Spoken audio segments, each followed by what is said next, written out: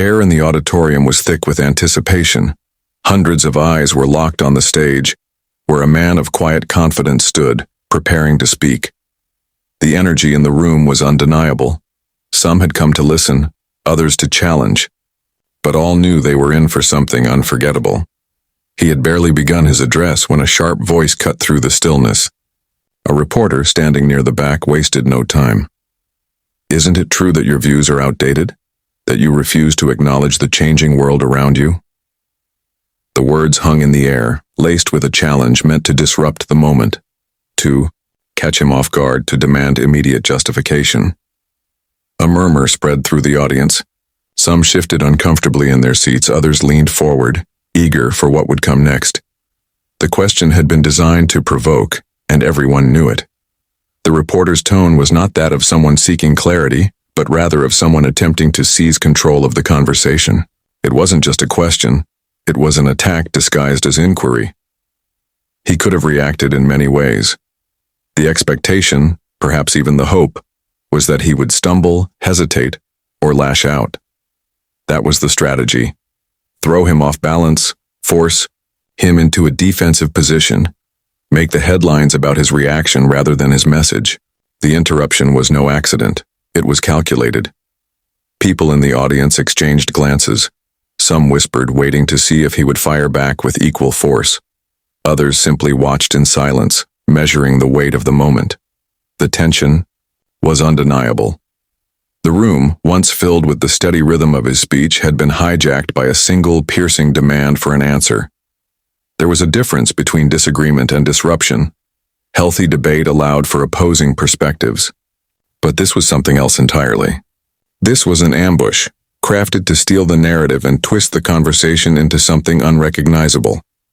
It was not about fairness, nor was it about an open exchange of ideas. It was about dominance. Who controlled the room? Who dictated the flow of conversation? Who would be remembered as the one in charge? The moment stretched, every second feeling longer than the last. The crowd was restless, waiting. Some had already made up their minds, convinced that he had been cornered. Others weren't so sure. They had seen him navigate challenges before, but this was something different. The air was thick with expectation. Would he meet fire with fire? Would he deflect, dodge, or dismiss? The reporters stood their ground, gaze unwavering, confident that they had delivered the first strike. In their mind, they had dictated the terms of engagement. Now, it was only a matter of seeing how he would scramble to recover. A hush fell over the crowd, the weight of the challenge still hanging in the air. The reporter, standing tall with a microphone in hand, had spoken with the kind of certainty that expected a predictable reaction. A flustered response. A retreat. A moment of weakness that could be dissected and broadcast as proof of failure. Instead, there was silence. Not the silence of hesitation, nor the silence of uncertainty, but a silence that carried power. It stretched longer than anyone expected, shifting the balance of control in the room. The challenge had been issued, but it was clear now that the expected outcome would not unfold. A slow breath. A measured glance, then finally words. But they were not rushed, not desperate, not defensive. They came with a calm, deliberate force that was impossible to ignore. "You ask if my views are outdated, if I refuse to acknowledge the changing world. Tell me, does truth expire? Does conviction have an expiration date?" The words landed like a stone in still water, sending ripples through the room. The question had been turned on its head. The challenge had been accepted, but not in the way the reporter had intended. Some in the audience nodded. Others sat frozen, waiting to see where this would go. The reporter, who had expected to force a reaction, now found themselves the one who had to respond. But there was no clear counter. No easy way to dismiss what had just been said. And then, another pause. This one intentional, allowing the weight of the moment to settle before continuing. Change is inevitable, but not all change is progress. Some ideas stand the test of time because they are right. Not because they are convenient, not because they are popular, but because they are true. A shift in the room. The energy that had once been tense now felt different, an undeniable pull toward the words being spoken. There was no anger in the voice, no bitterness, only certainty, and that certainty was more powerful than any defensive argument ever could be.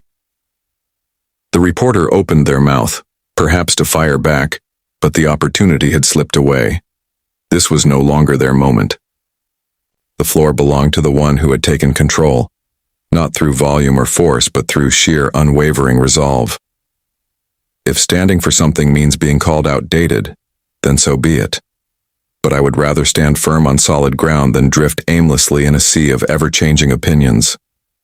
A murmur spread through the crowd, not the kind of murmur that signaled confusion or division, but the kind that signaled realization, agreement.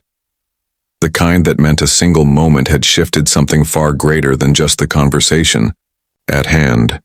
The reporter, once so sure of their interruption, now found themselves standing in the very spotlight they had tried to turn on someone else. A slow ripple moved through the crowd, subtle at first but unmistakable. It was the kind of shift that happened not with loud exclamations or dramatic gestures, but in the way people sat up straighter, in the way their eyes sharpened with focus.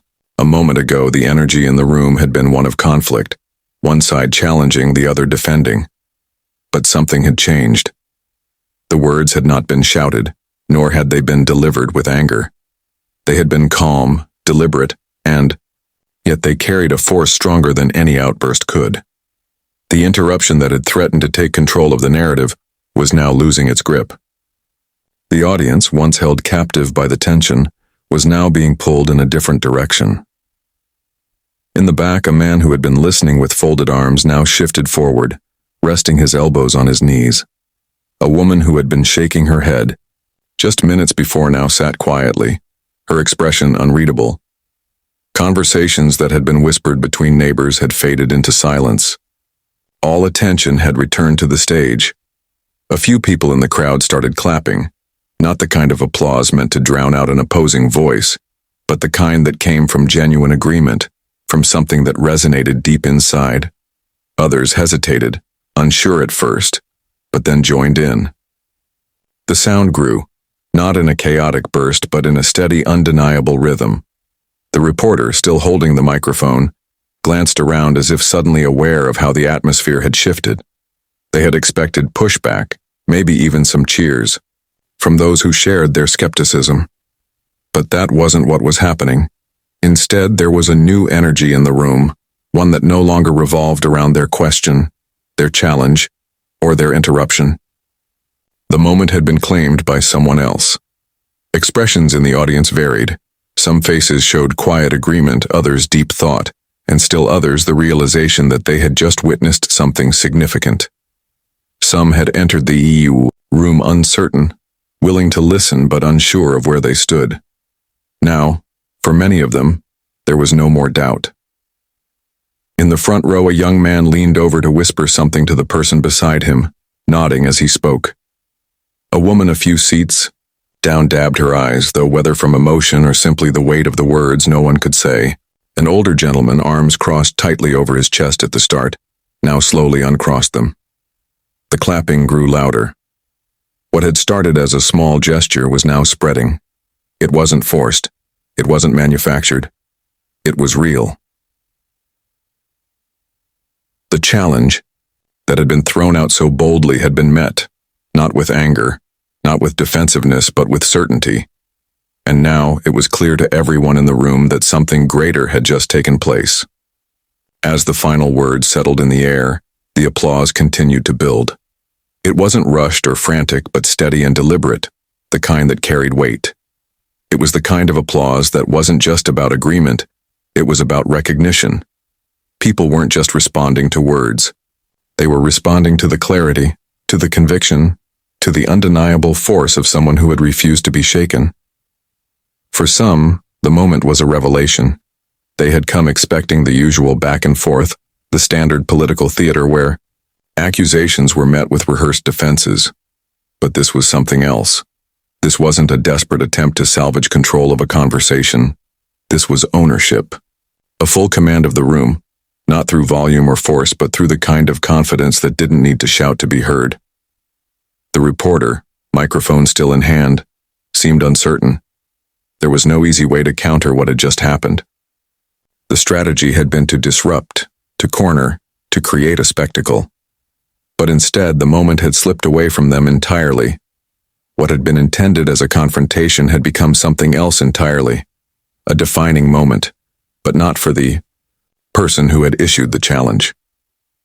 In the audience, expressions ranged from admiration to deep thought. Some nodded, absorbing the words they had just heard. Others sat in silence, reflecting. Even those who had come to disagree seemed caught in the weight of what had transpired. A man in the second row, who had started the evening with skepticism, written all over his face, now sat motionless, staring ahead as if trying to process something. A woman a few rows back, who had been shaking her head during the early moments of the speech, now held her chin in her hand, her fingers tapping lightly against her cheek. The applause swelled again, waves of sound rolling through the hall. There were no chants, no shouting matches, just a collective realization that something meaningful had just unfolded. Somewhere near the back, someone muttered, "I didn't expect that."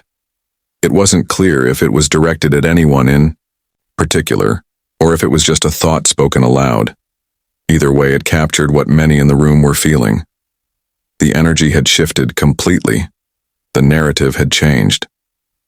And no matter how the headlines would be written, no matter what spin would be attempted after the fact, the people in that room knew the truth of what they had just witnessed. Some moments can't be undone. Some words can't be forgotten. And some displays of conviction are so undeniable that they leave a permanent mark not just on the conversation, but on the people who were there to see it. The applause eventually faded, but the impact of the moment lingered. People remained in their seats, some exchanging glances, others sitting in quiet reflection. There was an unspoken understanding that something significant had just unfolded. It wasn't just about the words that had been spoken, it was about the way they had been delivered, the unwavering certainty behind them, and the undeniable shift they had caused. For the reporter, there was little left to say. The attempt to control the conversation, to dictate the tone, had failed. This wasn't a debate that could be won with quick soundbites or clever retorts. This was something deeper, something far beyond the reach of a single interruption. The question that had been meant to challenge had instead been turned into a defining moment, not for the challenger, but for the one who had stood firm. Slowly, people began to rise from their seats. Some moved toward the exits, others stayed, reluctant to let go of the energy still hanging in the room. Conversations sparked in hushed tones, not in heated argument, but in contemplation. Some people had entered the room with skepticism, others with full support, but very few would leave unaffected. For those who had doubted, the moment forced them to reconsider.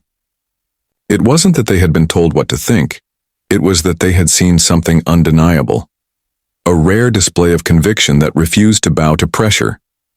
A strength that didn't need anger to prove its power. A message that had not only been spoken but had been felt. Outside the venue, small groups gathered, still caught in the weight of the experience. Some discussed what they had just witnessed, trying to put into words the shift they had felt. Others simply stood in silence, letting the moment settle within them. There was no chaos, no shouting. Just a quiet understanding that they had been present for something that mattered.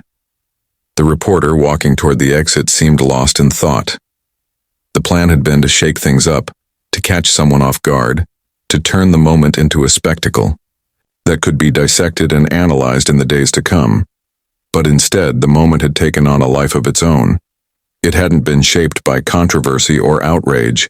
It had been defined by clarity. Not everyone would agree. That was inevitable. But agreement had never been the goal. The goal was to stand firm, to speak the truth, to leave a mark that could not be erased. And that had been accomplished. As the last of the audience trickled out into the night, the energy of the evening didn't dissipate. It lingered.